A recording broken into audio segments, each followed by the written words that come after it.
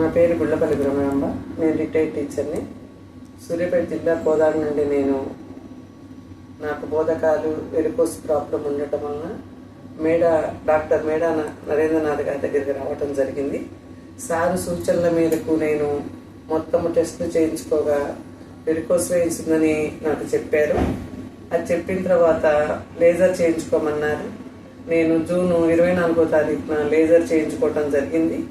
ఆ తర్వాత సారు ట్రీట్మెంట్లోనే నేను మెడిసిన్స్ తీసుకోవటము, సారు చెప్పినట్టు ఫాలోఅప్ ట్రీట్మెంట్ చేయటము, తర్వాత స్టాకింగ్ వేసుకోవటం చేశాను. స్టాకింగ్ వలన చాలా ఇబ్బందిగా ఉంది సార్ నాకు అనంటే, తర్వాత క్రీమ్ రాసి ర్యాప్స్ వేసుకోమని నాకు అది ఇచ్చారు.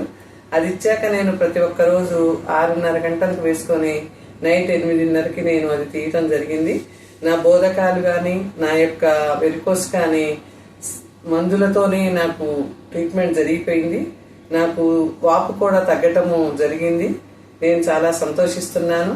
ఈ రకంగా సారు నాకు ఈ బోధకాలు ట్రీట్మెంట్లో మంచి సలహాలు ఇస్తూ, సూచనలు ఇస్తూ, మాకు కావాల్సినటువంటి మెడిసిన్స్ ఇస్తూ మమ్మల్ని ఈ యొక్క బోధకాలు, ఈ యొక్క వెరికోస్ నుండి మా యొక్క ఈ యొక్క ట్రీట్మెంట్ మంచి సక్సెస్ఫుల్ చేసినందుకు మేము సారి యొక్క టీంకి ధన్యవాదాలు తెలుపుతూ ఎల్లవేళలా కృతజ్ఞులుగా ఉంటామని, మేము పెన్షన్ ఆఫీస్లో నేను ఒక లీడర్షిప్ లో ఉన్నాను.